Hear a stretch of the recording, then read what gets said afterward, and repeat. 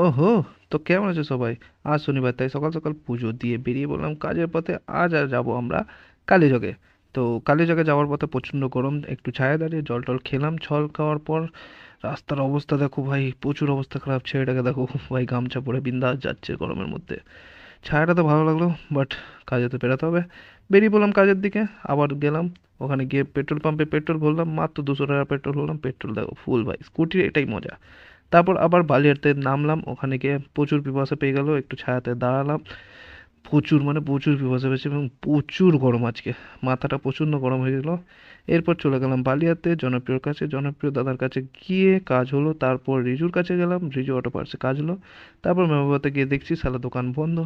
তারপর ভাই ভাই ট্রাক্টরে গেলাম, ওখানে কাজ হলো। তারপর আবার গেলাম কিফায়েতে, কিফায়েত বন্ধ ভাই। কি বলবো, আজকে কপালই খারাপ। তারপর গেলাম হচ্ছে শবনমের কাছে, শবনমে কাজ হলো না, বাট দেখা তো হলো অ্যাটলিস্ট।